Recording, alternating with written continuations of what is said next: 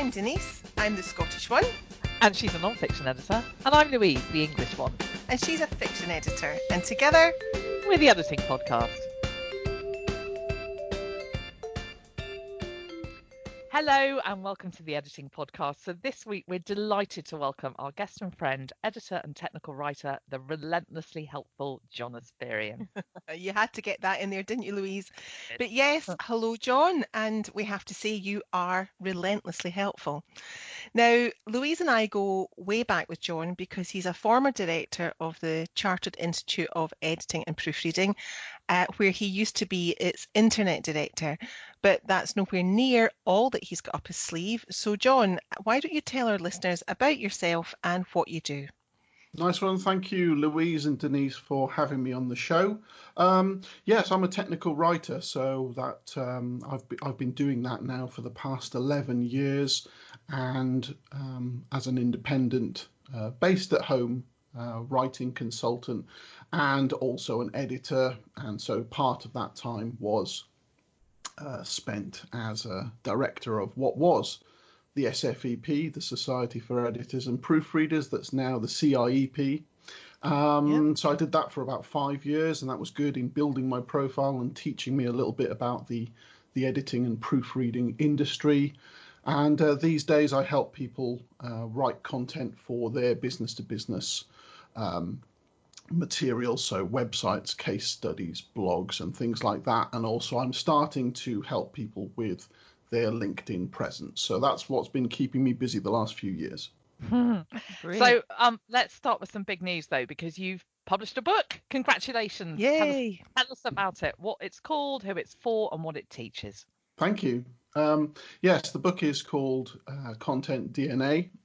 And the strapline of this book is using consistency and congruence to be the same shape everywhere.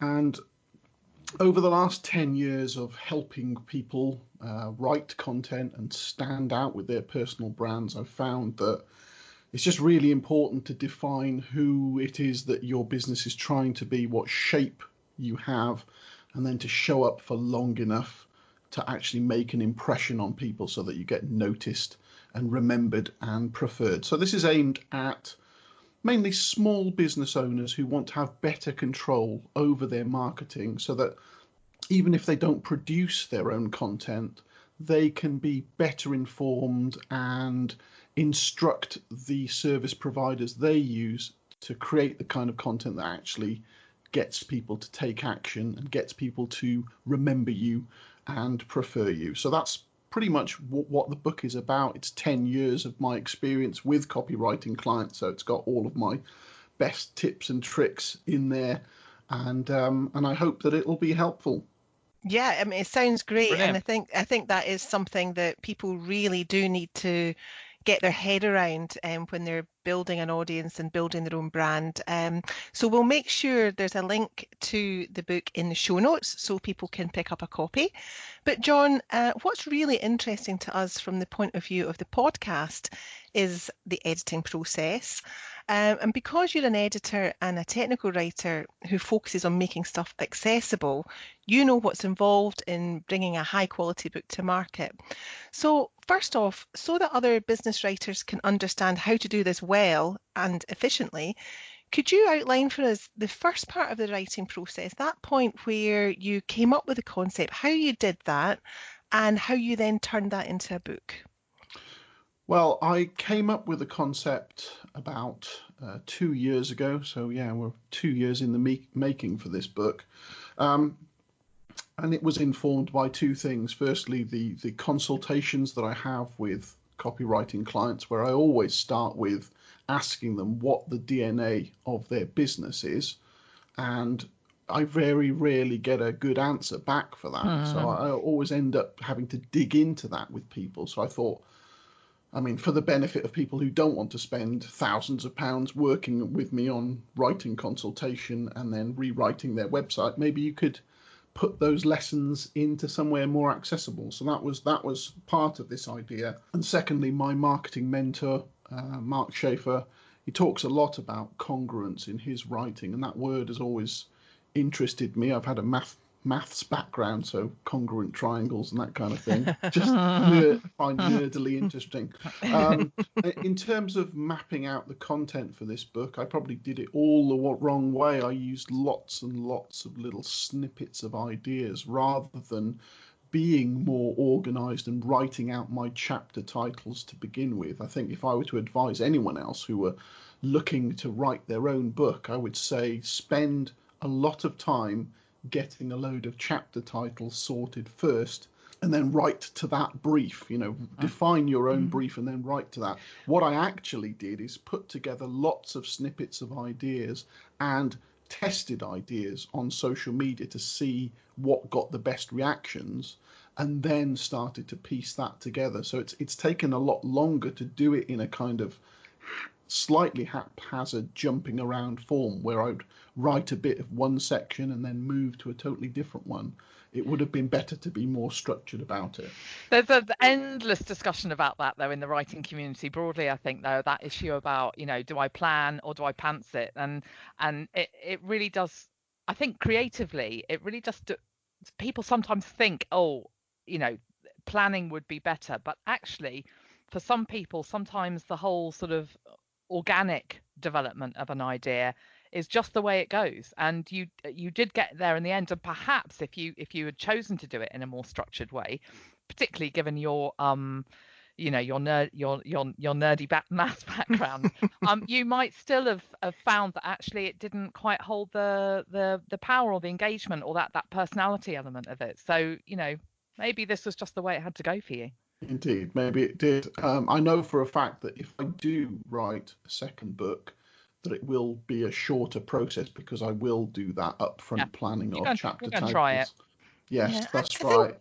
I think also, John, you would have had a lot of content that you'd already produced to draw on for this book, I would think, because of your content marketing knowledge.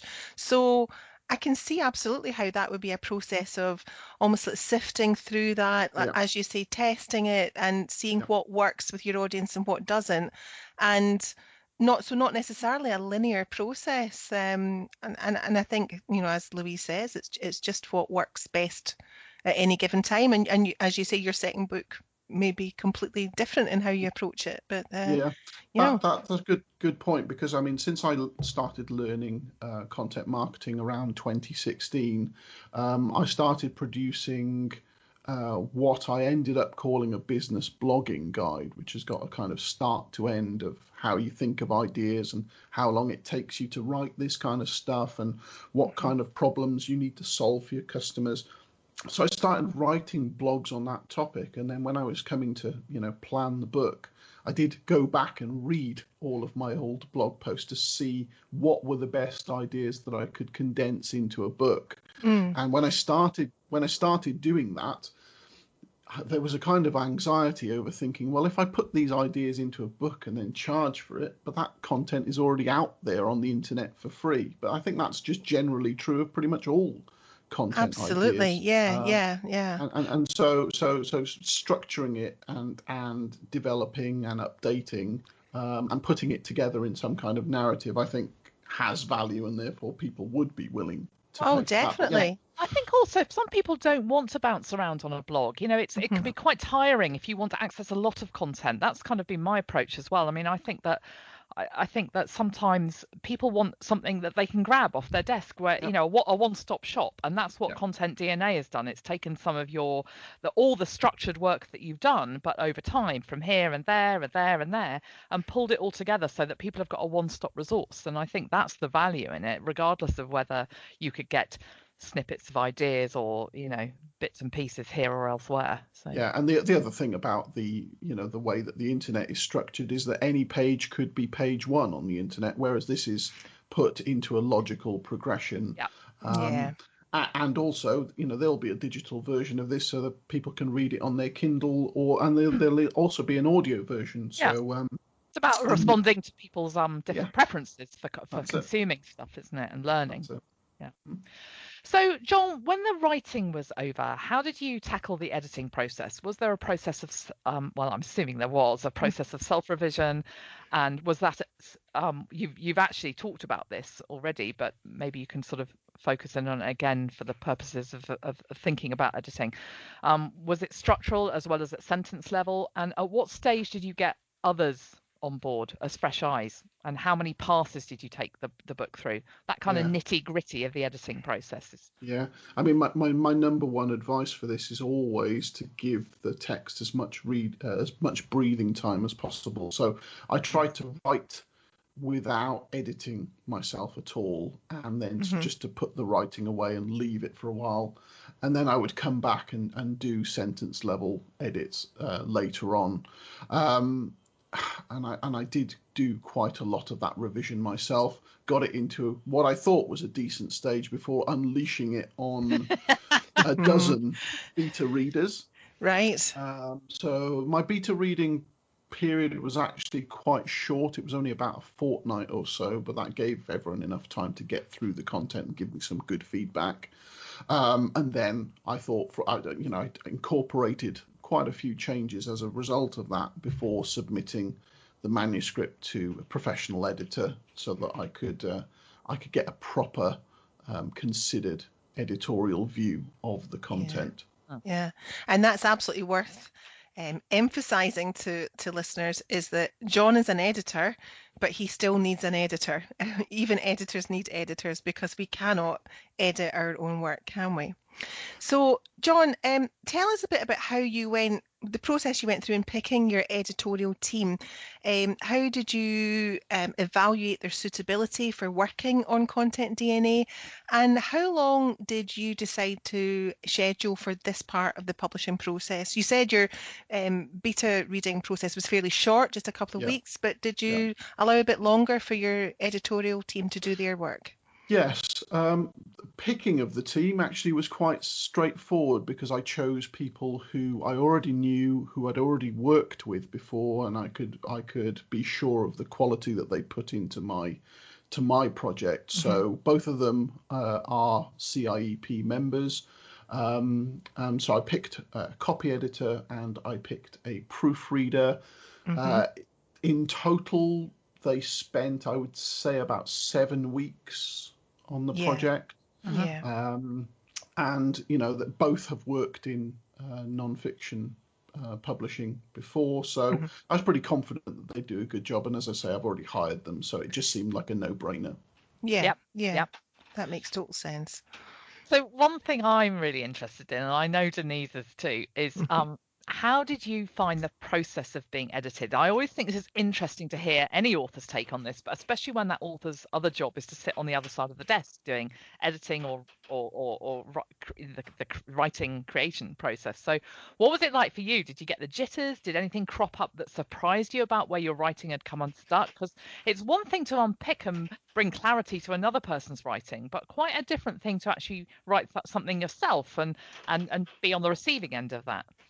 Yeah, I was pretty comfortable with the process, because I've already submitted myself to that process before. There was a period where I would have all of my blogs professionally edited.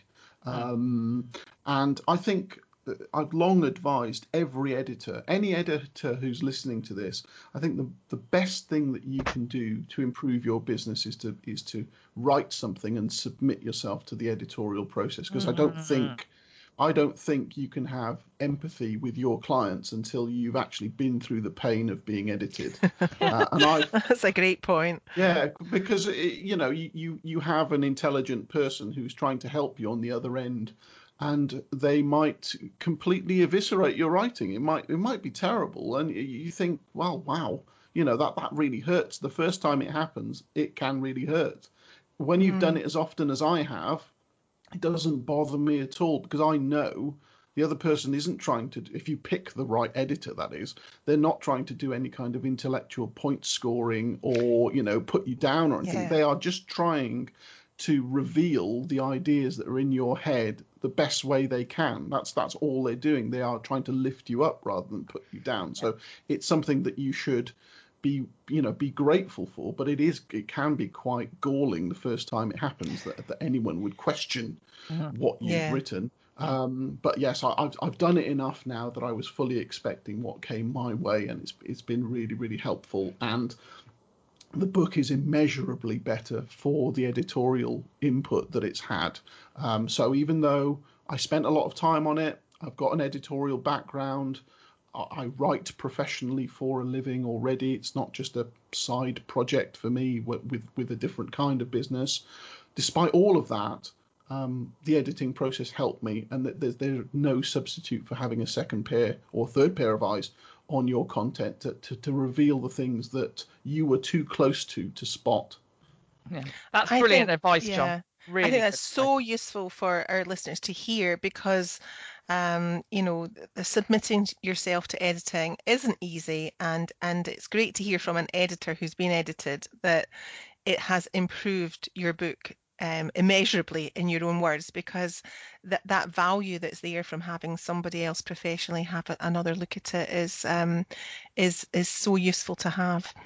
So John, let's have a wee chat about the design of your book. Now we have to say the cover of your book is beautifully aligned with your business branding. It fits right in there. Yeah. So tell us how you went about that process and who else is involved. I know who else is involved, but I want you to tell everybody. I want you to tell everybody else who that was. Yes, I used a brand designer in Scotland called Col Gray, mutual friend of ours, Yes. who I've known for some years and who I gave a pretty clear brief to. My whole idea in the visuals for the book would be something that talks about having a unique shape and having a recognizable shape. And so he played on that idea to produce the shapes that are on the front and back cover of the book.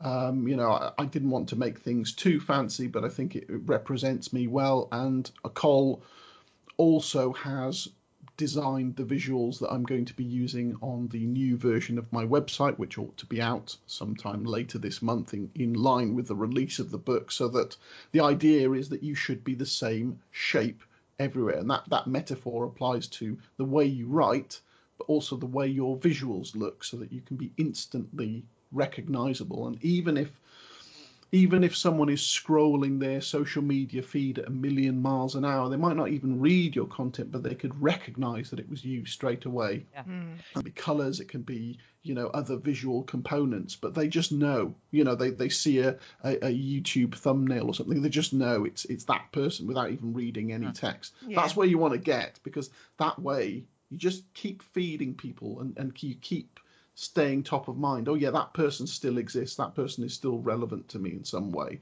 And so that's what I wanted to get across in all of the visuals that I use in the book and and on the website as well. You could take the name off that book, of Content DNA, the author name, and I think it would still ooze with John Espirian, and I think that's a good thing. It's recognizable. That's the key test, isn't it? Yeah, it's from take your name off it. It's from your stable. So good job. Good, thank you. You've got a lovely foreword too. Now again, Denise and I know who wrote this, but tell us about your foreword. Who wrote it? How did you persuade them? And why do you think it's worth business authors thinking about including forewords? Yeah, well, my marketing mentor is Mark Schaefer. I've learned a lot about content marketing through him. Many of his lessons have found their way into my writing, and so it seemed like a natural thing for me to ask him to write the foreword for this book. And also his book Known, which he released 3 years ago, is probably my favorite business book. And when Mark read the manuscript for Content DNA, he said that it was an excellent companion for Known. So that was pretty much, wow, that's amazing, perfect endorsement from him to say that. Absolutely, and so it was natural for me to ask him. So we had a chance to meet probably about a year ago. It was the third time in Bournemouth, and I asked him there, and he graciously accepted. So I'm really honoured to have his name on the front cover and on the inside of the book as well. Yeah. And that's definitely something that other business authors should think about. Wouldn't you think, John, that Well, yeah, is a I think valuable so. thing? Mm. Yeah, I think sometimes you can have this kind of star quality that might attract you to a book. If you've got a bigger name writing a foreword for you, and frankly, he is a big name without any doubt in the content marketing sphere. Yeah. But I think it's just generally good to have someone else set the scene rather than it just being one person's agenda. So I think it's a wise thing to do to always think about that and try and find someone who is relevant and a leader in your industry, and they don't need to write that much for you, so it's not necessarily the most onerous task, but it's good for them. It's a nice little bit of publicity for them, and it's good support for the ideas that you're trying to put into the world. So for me, it makes absolute sense to get someone else to preface your book like that. Yeah, and I think it's worth saying also it also makes sense to maybe approach somebody that you have some kind of connection or relationship with, and like you Yeah, say, who's relevant, and not just yeah, picking some person who's never heard of you before. But you had that relationship with Mark, so it absolutely made sense to ask him, and yeah, it yeah. works for both of you, really, doesn't it? Yeah, Yeah. no doubt, and I wouldn't use the word mentor lightly, and he really has been that. He's one of the very, very few people who will happily tell me when my content is terrible, Mhm. and so Hmm. that comes That's from the confidence of experience, I that's suppose. important, And though, isn't Yeah. it? yeah, Yeah, that honesty. Yeah, it yeah, is, and yeah. so he's given me his endorsement, his blessing for this book. So I'm really, really chuffed with that, and it's fantastic to be able to involve him in the story. Yeah, great. Let's talk money for a little bit, John. What about pricing and sales? I'd be interested to know how you went about deciding how much to charge for Content DNA, and perhaps you could walk listeners through how you've gone about making the book visible. Yeah, well, I was originally thinking about something in the £10 mark, and Hmm. then when it came to the time of thinking, well, if I do an initial print run for pre-orders that I control myself, then I'm going to have to take a hit on postage myself and that kind of thing. So I ended up going for an initial launch price of £12. Hmm. Going to be distributing that mostly through Ingram Spark, so that'll mean it'll go out to Amazon and Apple Hmm. iBooks and Hmm. Barnes and Noble and probably a few other places too.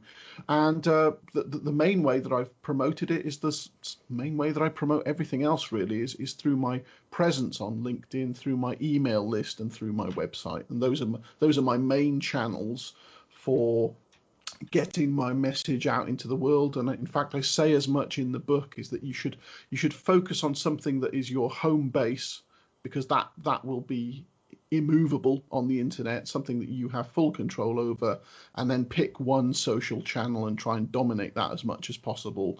And if you can use email to keep in touch with people too, that's a good idea. So website, email, and LinkedIn, and that is my way of reaching my audience. And Yeah, you've and built a massive audience on LinkedIn, John. So it absolutely makes. I mean, you're the proof that that technique works. That you've focused on a platform where you believed your core audience was hanging out, Yeah, and you committed to that, and you've yeah, built up that audience so that you could springboard off as soon yeah. as. yeah, Brilliant. Louise beat me to it there because I was just about to say the exact same thing about the fact that you've built your audience, and I think that's an important lesson for any writers listening is don't wait until you've written your book Mm, to try and find your audience. You need to yeah, find that audience yeah, first and Mm, yeah, have an audience to sell to really. It makes, especially I think with business books, yeah. you need to have that audience waiting, ready and waiting for you to promote your book too. Yeah, that's right. I think it's really, really important that people realize that we all have a personal brand, regardless of whether we work for ourselves or whether we work for a business.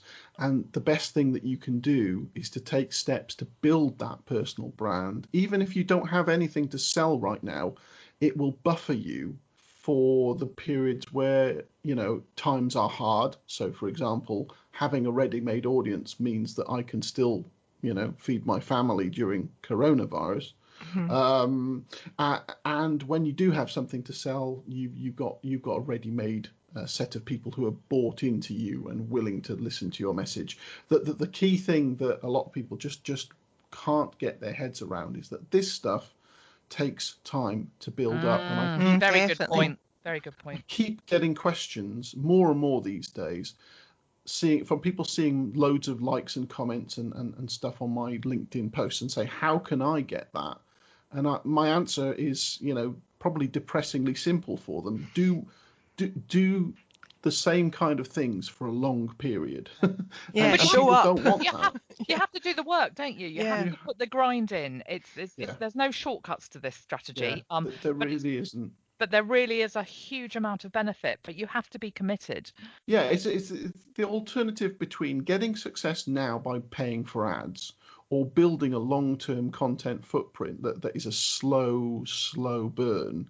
But eventually it creates an empire, really. It creates something that works for you night and day, regardless of whether you're around, and that can serve you for years to come. And I think it's bigger than you yourself. It takes on a life of its own, whereas like a Facebook ad, or for example, lasts as long as it lasts. Yeah, and once it's gone, it's out. It's that thing you mentioned earlier about being top of mind. Yeah. As soon as the ad's gone, it's out of everyone's view. But when you build a brand identity online, as you've done, then that's in people's minds even when you're not visible on the screen, or pixelated in some way. So that's right. And it's such a credibility marker. All of the people who have success are the ones who are putting out a consistent message and who they're creating things.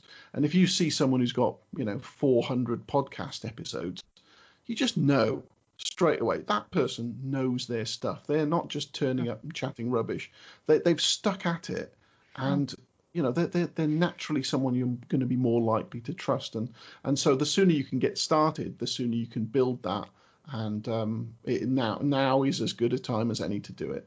Yeah, we're not quite at 400 podcast episodes yet, are we, Louise? But we're getting there. Working on it. One thing just to before we go on to the next question is that John mentioned a key word there, and that was trust. That's what a lot of this is about, isn't it? It's about building trust. It's not about just churning out information that's sort of me. It's about building people's trust and helping them understand why you can help them. And that's it's a different mindset that sometimes people struggle with. And that's what you've done, John. You've built trust particularly on one particular platform, and with knowledge that you've acquired and that you're now sharing. And so people trust that you know what you're talking about. Yeah, this is the fundamental thing, I think, about content marketing, is that if you can put out something that helps your addressable audience, and you can do it for long enough without blatantly selling to them, you can just give them something that solves their problem. If you do that for long enough, they have no option but to trust you, because you're just knocking out all of the barriers. You're answering all of their questions. You're doing it in a helpful way and without doing any of the kind of salesy sleaze that turns people off. And people are now more tuned than ever to the kind of rubbish that we used to get in online internet sales back in the day. Yeah. And they just want to get their problems fixed. They just want answers. They want someone not who's going to just tease them with something and then say they've got to pay a load of money to find out the rest. They want to get everything. And if they do get everything, why wouldn't they trust you? Why wouldn't they recommend you to someone else or hire you if they've got the budget? It's a no-brainer. The only thing is it just takes time to build up. Yeah. So let's have a think now about, you talked about solving people's problems. Let's talk about your day job and technical writing and how you solve problems there. Can you explain to listeners what that is? Because some people might be listening and thinking, that sounds like technical writing, that sounds like something to do with engineering. When I first heard the term, that's what I thought. But it's not, is it? No, it's not. This can confuse a lot of people. If I were to say that I was just a writer, then people might think I was, J.K. Rowling or something. If I were to say I was a copywriter on its own, the people who know what that term means might think that I was in the business of persuasion and influence and selling, because that's what pure copywriting is. It's the influence game. It's getting someone to support a political party or buy a product or support some other cause. Technical writing is much more neutral than that. It's about educating and explaining. So it's best suited to things like support materials or process writing. So, for example, how does so and so work? You've already become a customer of something and you need to know how the product works. Well, that technical writing is perfect for that, because it explains step by step clearly how a product works. You can also apply this to services and processes, so it can work for things like recruitment or HR, where you need to be quite neutral, quite matter of fact, very, very clear. But what I'm increasingly finding is that there's more of a crossover in this to just general copywriting for the web. People don't want that salesy, persuasive, long form letter style that gets you to buy at the end. They want simple explanations. And I mean, it's in particular focus now because of the global pandemic that's going on, is that we need clear, unambiguous information that leaves people in no doubt about what the facts are, without any kind of faff, without any kind of spin. And technical writing is really that. It's it's extracting the emotion from things and giving people the facts so that any human can understand it. And that's what I do for businesses. And usually those businesses are either just too busy to create their own content, or very often they're just too close to it. And so it needs an external pair of eyes to say, oh, I understand how this product or service works. Let's explain it like this. And we use, analogy and metaphor and whatever. But it takes them away from the coalface and lets me understand the product and explain it in terms that other people would understand. So, John, what are sort of the typical sort of common problems that you might see with that type of writing when your clients come to you, and how would you generally go about fixing them? Are there common things that you can think of? Well, it's usually just fuzzy explanations that need to be clarified, So very often the clients will have the curse of knowledge. They're so close to something that they'll explain it in terms of, assuming that the audience knows far more than they do. And what I've found from so many of the things that I've written in the past, especially on social media, is even the simple tips that you think this is blindingly obvious and people will already know this, you'll get a reaction that goes, I didn't know that, or that's really well explained, thank you. And you can apply that to business as well. So sometimes, people might think it's dumbing down. It's not. No one will ever complain that you've made something too simple to understand. And so that's what I aim to do. And I get to the heart of why something matters so that we can explain it more clearly. Great. I think that's such a good point. This sort of idea of you can never make anything too simple, but you can certainly make it too complicated and or complex. And so that idea of just making something accessible to everybody, that's a great place to start. You're not cutting anybody out. Yeah, that's it. That just suits my style. And the thing I love about doing this kind of writing is that I take people from scratching their heads and going, oh, I don't get this at all, to giving them that moment of realization where they suddenly go, oh, why didn't someone just say it like that to begin with? And that's a wonderful feeling to transmit to another human being. And so that's what helps me get through these jobs, because sometimes they can be quite dense and complex, but you want to see it in a way that thinks, how can I make a light bulb go off in someone else's head, and they suddenly go, all right, I get the value of this, or I understand how to do that thing, I've been helped, thank you very much. That's always what I aim to come out with whenever I do a writing project. John, that's absolutely brilliant. Thank you so much.